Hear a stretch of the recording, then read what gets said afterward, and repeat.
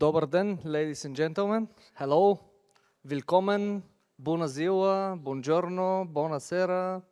Нещо обърках май.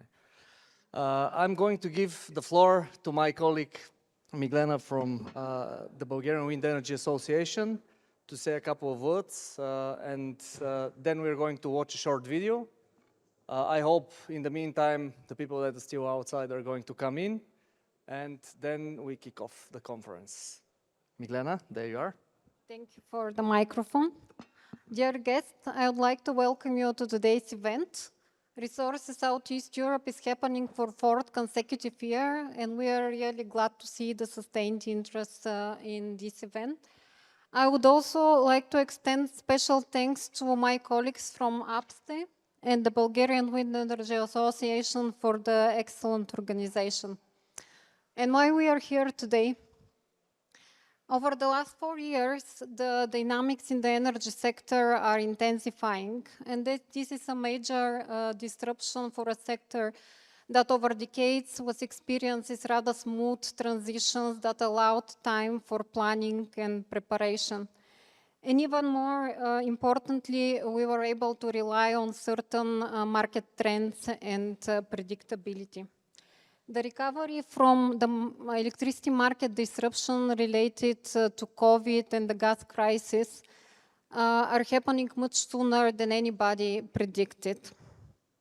But still, the electricity price spikes that we tend to associate with the commodity prices, with the ramping up of renewables, with the effects of climate change or decommissioning of fossil fuel plants, are much more frequent and hardly predictable. And probably this is the new normal. In this environment, corporate PPAs undisputably are an adequate instrument for managing the market risk and for giving the needed predictability and certainty of investors, of consumers, and financial institutions.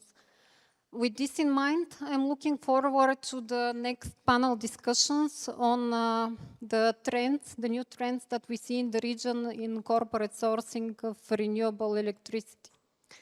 And it is usually happening in situations that we are experiencing right now. The technology is advancing quickly in response to the challenges that the society and the business are experiencing. So today, this year's event is focusing on the energy storage systems that we are expecting to help the investors and the electricity system in general to balance the electricity mix by shifting the loads. So I invite you to follow these panel discussions and to get to know the insights, the valuable insights of our distinguished speakers. And I'm sure that the discussions and the opportunity for the networking will be fruitful for all of us. Thank you. And now, Nikola.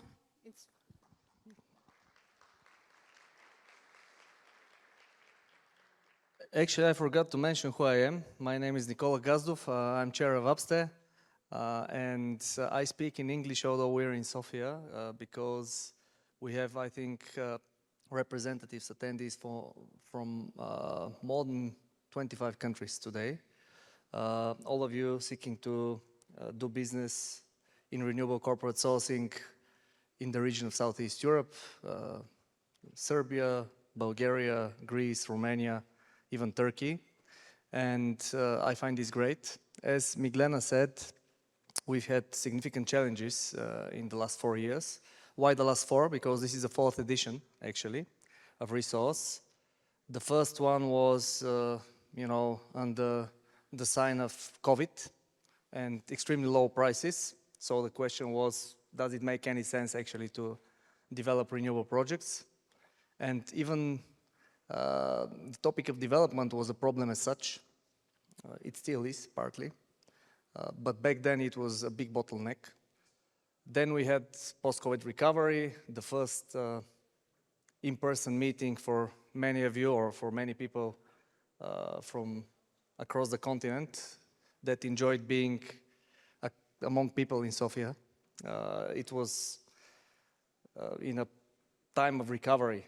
So we didn't know that in a couple of months Russia is going to invade Ukraine. We didn't know that 2022 is going to be the year of the shock prices. So it really feels like a roller coaster. 2020, 2022, 23, from very low to very high, again to very low prices now. And for everybody, these challenges have been a strain, but also they have shown how resilient renewable energy sources are. They have shown that renewable corporate sourcing is the way forward, that politicians and policymakers in general, regulators, state bodies in the countries of the region are very much needed in order to create the right market conditions, but that's it. Their support is not needed in terms of securing commercial viability. Renewable energy sources are now the cheapest new energy sources that are coming online. And this is great news. So even though we were living on a roller coaster in the last 4 years, we still managed to prove that renewable corporate sourcing is a thing in Southeast Europe. We had many successful corporate PPAs signed and already being executed. Actually, this morning we also had the first buyers boot camp in Southeast Europe devoted to corporate sourcing. It was an event that was focused on helping energy-intensive consumers get a better understanding of how they can procure in the best possible way renewable power from developers in the region. And before I ask our colleagues to start the video with which the European Commission would greet the event, I just want to say a very big thank you to everybody who was involved in organizing this event, everybody who made it possible, especially our strategic sponsors, our partners. You see all their logos behind me. And very, very big kudos. So if I had a hat, I would take it down for Mariana and Desi from APSTE who made this possible. So thank you very much for making the effort, for being here today. I'm sure it's going to be a very interesting event. And as always, perhaps the more interesting part is going to happen outside. You know, our goal is to keep the event politician light and heavy on business opportunities. So do feel free and even obliged to network. And as in the previous years, I'm sure that many interesting deals are going to be initiated here. So thank you very much again for being here. And let's hear what the European Commission has to say.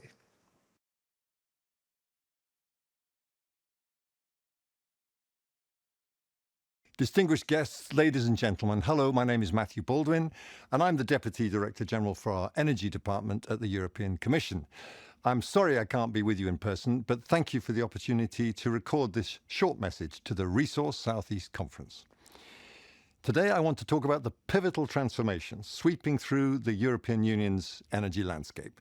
These changes, accelerated of course by the recent energy crisis, and indeed by our Repower EU strategy, signify a monumental, perhaps a seismic shift towards a sustainable, resilient and efficient electricity market, underpinned by the principles of decarbonization, consumer protection and technological innovation. First, I hope it is clear that the EU and our member states are championing this transformation. We've, for example, recently reached a political agreement on the reform of our electricity market design. This reform will allow us to integrate renewables more quickly, but also to stabilize volatile prices. We heard from right across Europe of the really strong concerns here. And so the new system will make the energy bills of European consumers and companies more independent from shocks in the short-term market and thereby strengthen our competitiveness. As estimated by the Agency for the Cooperation of Energy Regulators, the average yearly gain from the integrated electricity market for European consumers is about 34 billion euros per year. Now we believe with these changes, it'll be even more beneficial. To achieve the EU's renewable objectives, we also need to strengthen investment signals and build up and maintain investors' confidence over the longer run. Therefore, the reform of the electricity market also sets up an enabling framework which will accelerate the rollout of renewable generation and complement the existing investments in flexibility and infrastructure. And by the way, we want more investments in those areas too. With respect to these long-term markets, the reform supports investments in the new non-fossil fuel electricity capacity under the form of contracts for difference. This direct price support scheme provides financial stability to investors, whilst enabling member states to redistribute the potential revenues to final customers. The reform will also improve forward markets so they become more liquid and better integrated, facilitating the use of power purchase agreements, or PPAs. These agreements will allow renewable energy producers to secure long-term contracts for the sale of their electricity, providing them with greater revenue certainty. Secondly, let's briefly turn our attention to the role of electricity storage in driving the uptake of renewable energy and helping offset the phase-out of coal. Energy storage technologies such as batteries and pumped hydro play a crucial role in balancing supply and demand in an electricity grid, which is increasingly dominated, of course, by intermittent renewable energy sources. This is why, under its Recovery and Resilience Plan, Bulgaria, with our full support, plans to develop national infrastructure for the storage of electricity from renewables, the project called Restore. The project's objective is to deploy 6,000 megawatts of usable energy storage, ensuring a high degree of balancing and congestion management of the grids. Coupled with the repairs to the Chera hydro pump storage power plant, the project can offset the impact of the phase-out of coal on the system and its balancing needs. Thirdly, I'd like to underscore the critical importance of grids in facilitating the energy transition. A robust and flexible grid infrastructure is essential for integrating decentralized renewable energy sources in a stable and reliable way. The European Grid Action Plan, the GAP, reflects the urgency to expand and modernize our grid infrastructure and identifies 14 concrete and tailor-made actions to get European electricity grids up to speed. I am not going to go through all those 14 actions for you today, but briefly, the action plan introduces regulatory incentives through guidance on forward-looking investments and on cross-border cost sharing for offshore projects.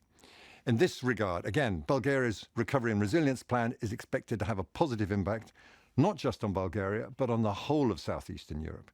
It secures investments to reinforce the Bulgarian electricity transmission system, allowing it to integrate an additional 4,500 megawatts of production capacity from renewable sources and an additional 1,200 megawatts interconnection capacity with Romania and with Greece. Finally, I'd like to address the recent legislative developments in Bulgaria. The revision of Bulgaria's Renewable Energy Act in 2023 takes steps to transpose the Renewable Energy Directive and accelerate the deployment of renewables. While more work is required for the full transposition of the directive, the revised legislation already envisages the direction of priority areas for onshore and offshore wind energy development, where projects will benefit from accelerated permitting. This is a crucial issue right across Europe and a hugely important step also in Bulgaria.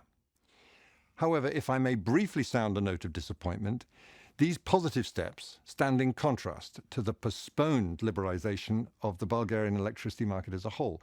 This postponement stands in the way of a really necessary structural reform which is needed to enable a more resilient and more competitive electricity market in Bulgaria. We found that liberalized energy markets are best suited to shift the benefits from producers to the consumers, to encourage the necessary investments in renewable energy sources, to offer price incentives for more sensible energy consumption. This reform is really an important part of the Bulgarian Recovery and Resilience Plan, and its entry into force, quite frankly, is a precondition for the second payment, which amounts to more than 700 million euros. So I hope we can get this fixed. In conclusion, the energy crisis of the last 2 years has propelled a major transformation of the European energy sector, right across Europe and, of course, also in Bulgaria. Together, we've used this opportunity to adopt the Fit for 55 package and reform our electricity markets. And I think this testifies to our joint commitment to the long-term objectives of the European Green Deal. Now our efforts will concentrate on helping member states deliver on that legislation so that European businesses, European citizens everywhere can feel the benefits on the ground, profiting from the new regulatory and technological opportunities, and by the way, helping us ensure that Europe can become the first climate neutral continent by 2050. Thank you very much for your attention. I wish I was with you in person, but I really hope you enjoy the conference.